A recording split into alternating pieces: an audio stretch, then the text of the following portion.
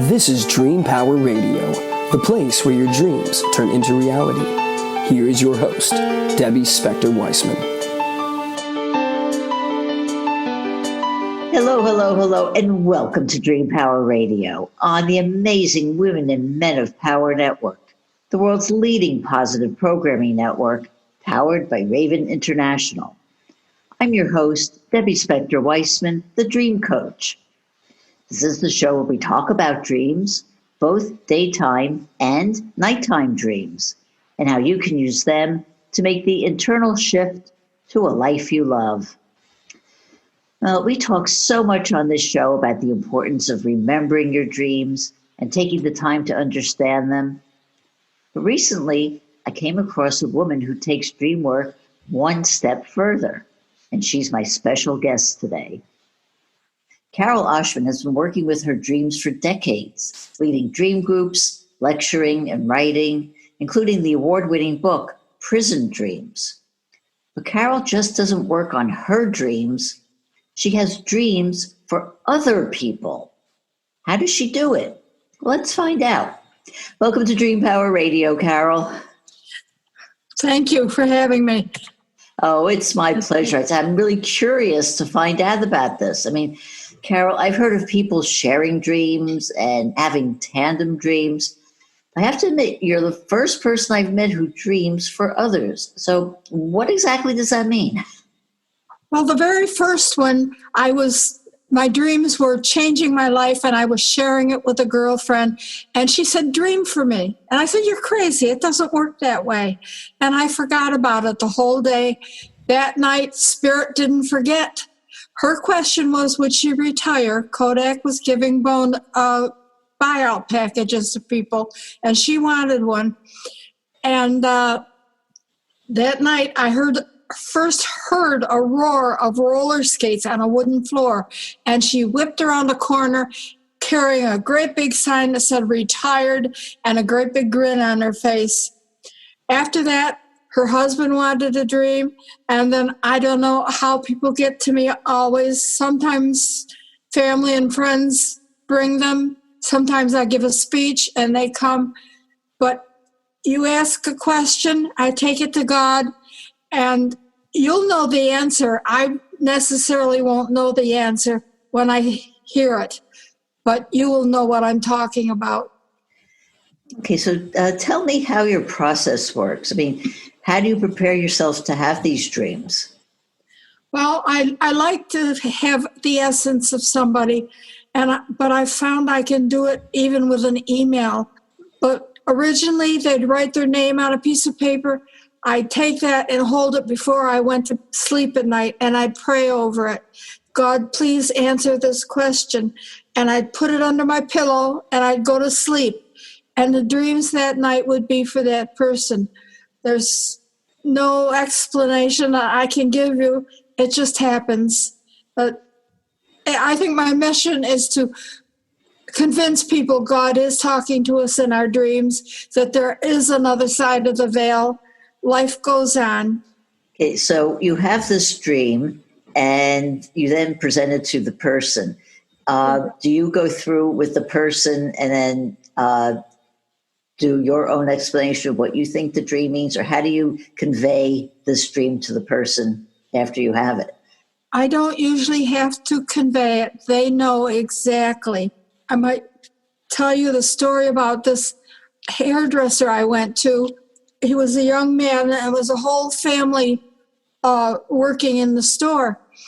And his father had died about 6 months before, and there was a conversation he wished he had with Dad, and he never had it. Well, I took it to my dreams. I didn't exactly know what the conversation was. I took it to my dreams. I prayed over it, and I said, give Joey the answer. I had 4 or 5 dreams for him that night, but the most significant ones were in a firehouse, and I was to sleep in a fire engine. And it was against the law, and they were building this Trojan cow that I could sleep inside it. And I asked Joey the next day, does that make any sense to you? And he says, absolutely. He said, I'm gay. I'm 23, and this is my passion. My passion is out of control. It's on fire. He says, that's the only way I can explain it. Well, so then Dad must have told us, so Dad knew. So then the next dream, we're in a supermarket, and I'm very angry at the clerk. And they have a ditty that they play on the television, their ads, and the bunch of us are making fun of that ditty. So I said to him, why would we be making fun of that supermarket? He said that on Dad's deathbed, he made them promise not to sell their land, which was adjacent to this warehouse of this supermarket. And he made us promise not to sell our land to them. He was so upset with them. So in essence, Dad was telling him there's something more important in life than being gay. Protect the property. Mm-hmm. Very interesting. Do you ever have a situation where you have a dream and you tell it to the person you had the dream for and they don't know what it means? Yes, a few times. That's the rare occurrence. They usually know because it's their life that I'm tapping into, not mine. But then I'll start interpreting the way I would interpret my own dreams, and I give them 2 or 3, as many different ideas as I can on the interpretations, and they will know when the right interpretation is given them. You know, you get that aha feeling in your heart. I guess I want to know, can anyone do this? Can you teach people how to do this? Not to the level, I haven't been able to teach anyone to the level that I do it. But in my dream group, we have several times someone has had a big life changing question, and only God can answer. They don't want the opinions of the people and they would ask us to dream for them. So then if there's 5 people in the group, they'd write their name 5 times and hand out these pieces of paper. We take them home, we put them in our hands as I've instructed them, put them under the pillow after praying over them. And then the next week they'd bring back their dreams that they had. And it's quite interesting in that it seems like each person would get one tiny bit of that subject's life. Where I get quite a bit, they would get just one little bit. And one lady couldn't get out of her grief, and we did that for her. And one lady saw twin girls, real curly hair, and it turns out that our subject had granddaughters who were twins with curly hair. And each one of us had one little thing that was in her life, but the twin granddaughters was the way for her to break her grief, her cycle of grief. And it's all through the dreams. Yeah. So I think somebody out there can do it. But as I said, my purpose is to convince people, as you do, I'm sure, that God's speaking to them in their dreams, or a loved one on the other side, or a guardian angel. It's just amazing. So in most of the dreams, do departed loved ones come back into these dreams? I mean, is that the main focus of what happens in the dreams? They'll tell me something about their life. Like with Joy, it was the firehouse that I had no way of knowing. It was the supermarket fiasco, which I had no way of knowing. It was the fact that he was a twin that I had no way of knowing. But these things come in a dream, and you have to stop and think, who's telling me this? He wanted to hear from his dad, so he went away believing Dad knew what was going on and it was okay with him. Can I tell you another one? Sure.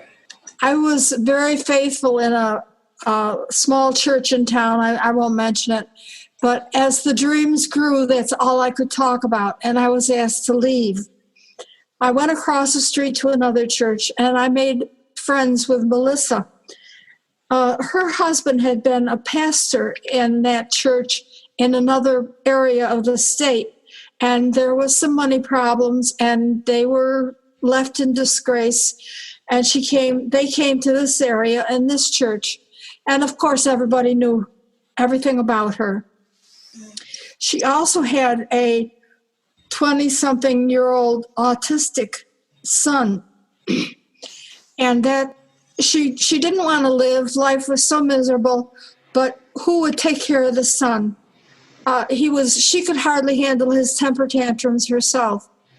Well, in the dream for her, it was just an image. It was the black sky full of stars, and a computer starts floating across it, and papers are spewing out of the computer. So I said to her, do you do writing? Do you use a computer a lot?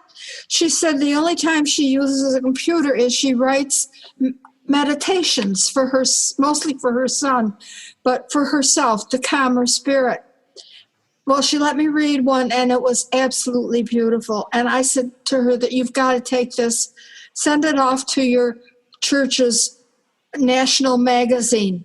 I'm sure they'll appreciate it. Well, she became the meditation writer for the national magazine. She made little money on the side. She got her dignity back, and she had a purpose in life. It was just life-changing. God was waiting for her to ask that question, I think. I think so. Is there a certain kind of person who seeks you out with their dreams? They seemed, well, the first one was, should I retire? Now, that's not a big, huge problem. Joey wanted to have the okay from Dad that he's gay. He wanted to come out of the closet. And, well, I suppose back then when it happened, that might have been a big thing. But Melissa, she really wanted to kill herself. And I had another man that wanted to kill himself. His partner in the restaurant business had taken everything away. And he looked in his bank account, and everything was gone there. And he said, what do I do now? I'm 56 years old, for crying out loud. He was on his way the day I met him to commit suicide, but something made him come into our marina. We used to own a marina on Lake Ontario. He came into our marina and got gas. Today wasn't the day for him, he thought. My husband listened to his story, sent him up to me, and I dreamed for him. I saw someone walking up and down these stairs, and at the top of the stairs, they were fixing plumbing in a sink, and a family was sitting there. And I suggested to him, he didn't know what it meant. That answers that one of your questions. He didn't know what it meant. And I suggested there's some big old houses in our city, and they turn them into apartments or rooming houses. Is that something you can do? The light bulb went off in his head right then. He said that's how he started his life earning a living. He said, I can do that. All I have to do is do the repairs and collect the rents. Well, when I checked on him about 10 years later, he was the building inspector for our county. So that kind of goes along with what the dream was. It got him on the right path. People will ask, is there going to be another man in my life? One lady was taking care of an aunt who had Alzheimer's, and she wanted to know what was going through this woman's head. She couldn't connect with her. And we found out that the woman saw herself as a gorilla. And this was verified because they were watching an Animal Planet, and the aunt ran up to the TV pointing at it, me, me, me, me, me. And then I had the dream where there's a gorilla on a stage having fun. And so now she had a point of reference how to deal with this lady and, not to get upset with her. But people have asked about other illnesses also. It's whatever is troubling you and you're not getting an answer. in the normal channels. They've come to me. This is just so fascinating, and we're going to find out more about it, but we have to take a short break now. We are speaking with Carol Oschmann about dreaming for others, and we'll be right back. What do Thomas Jefferson, Elias Howe, and Paul McCartney have in common? They all understood the value of dreams, and as a result, the ideas, inventions, and creations from their dreams affect us to this day. What great ideas are you leaving on your pillow at night? Sign up for a complimentary consultation at my website, thedreamcoach.net, and discover why your dreams are a terrible thing to waste. Welcome back to Dream Power Radio with your host, Debbie Spector-Weissman. Yes, and welcome back to Dream Power Radio. I'm your host, Debbie Spector-Weissman, and we're speaking with dream expert Carol Oschmann about dreaming for others. And Carol, I have another question for you about just the process. So when people ask you to dream for them, so they write down something on a piece of paper that you take and you put it under your pillow and you dream about it. How detailed is what they write? Is it just one sentence, or do they write a whole paragraph? How does that work? It's usually just one sentence. The less I know, the better, because then it doesn't shade my dreams. Not that it will, because it just seems like some heavenly spirit takes over the night, and because there's nothing in me that's in the dreams. Usually your dreams are either experiences in your life or experience in somebody else's life, but these are totally different. And do you always have a dream the night that the person gives you this request? Yes. A long time ago, I fought with demons, and I learned all I had to do was ask God to take them away and they'd be gone. So I asked God a long time ago, don't give me anything that's going to be scary. Don't let anybody come to me who's evil.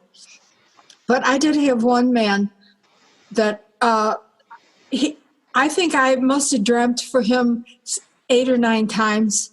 And I finally label him the stalker, because he was in love with this girl and this girl wanted nothing to do with him. And I kept seeing things in their life together. And then I see her taking her children to Mexico, running away. And when I asked him about that, he said, he was so matter of fact.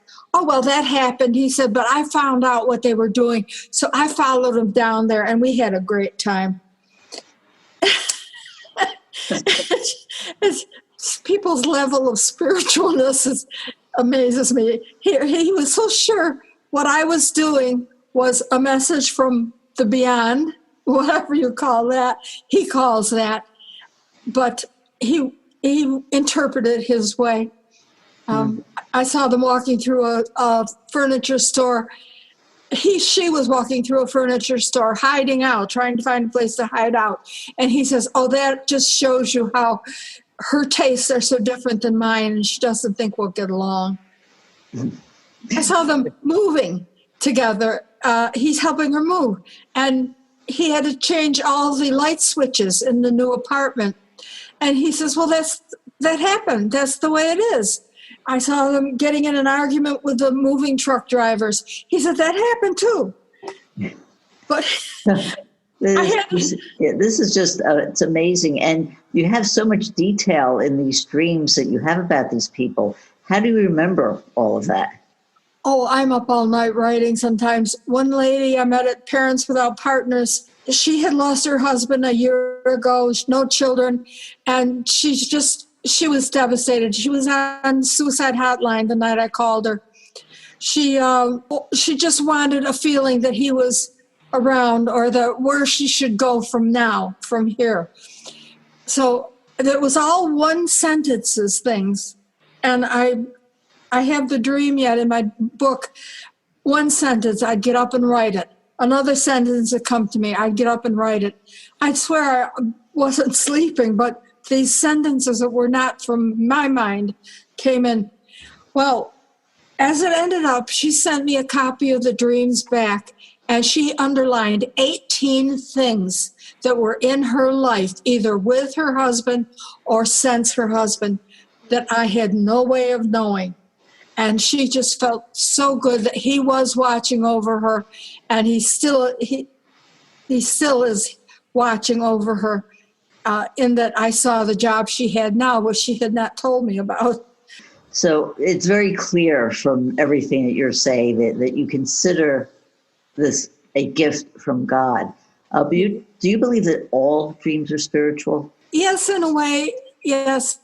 Even the bad, well, of course, nightmares. If anybody's done any dream study, they know that those are the biggies, that they're going to change your life for the better is the best.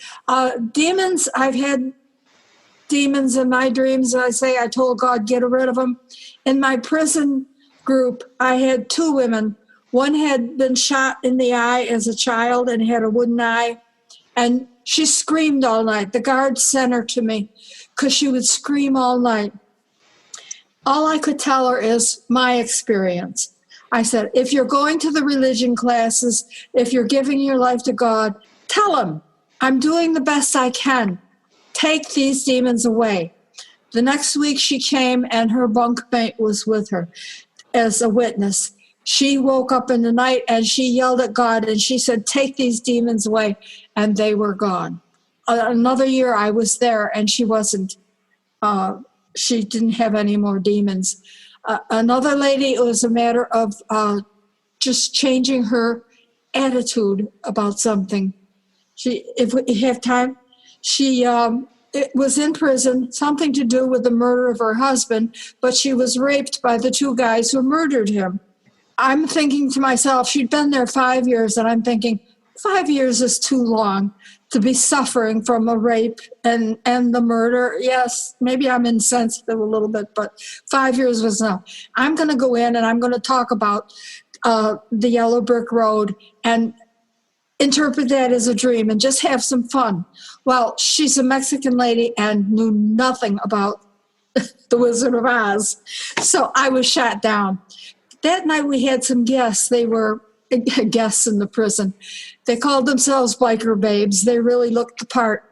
And we got into a friendly argument over what motorcycle was best, the Honda or the Harley. Well, that night in this Mexican lady's dreams, she dreamt that she was holding up a motorcycle. And she caught the joke in her dream, and she started laughing. And the guards woke her up, wanting to know, why are you laughing? You're usually screaming. Why are you laughing? But it's you can handle them. God doesn't give you any more than you can handle. For sure. Well, you came to DreamWork like me well into your adulthood. What made you start paying attention to your dreams?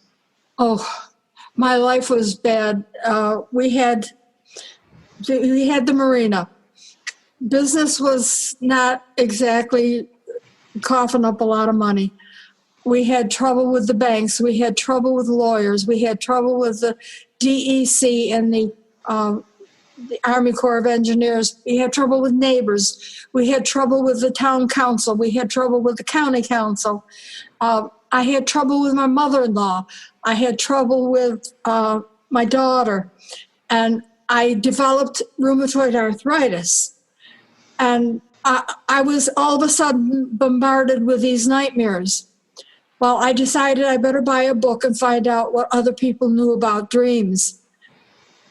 I began to study my dreams, and within a year, everything was solved. My rheumatoid arthritis was gone from my bloodstream. I'd lost a lot of weight. I just had a different attitude, and people reacted to me differently. So did you incubate your dreams at that point? And did you write them down and put them under your pillow? It was hard getting started. When you ignore God for so long, you can't expect him to take you seriously in the beginning. So night after night, I'd write on the pad, I will remember my dream. And finally, I would have a dream. The first one, I laughed. I had to laugh at because I'm crossing the Canadian border, and we were very close to Niagara Falls. It's something we did all the time. I'm crossing that border. The Border Patrol stops me and says, "We got to search your car." They open my trunk, and there's illegal hams. I just woke up laughing.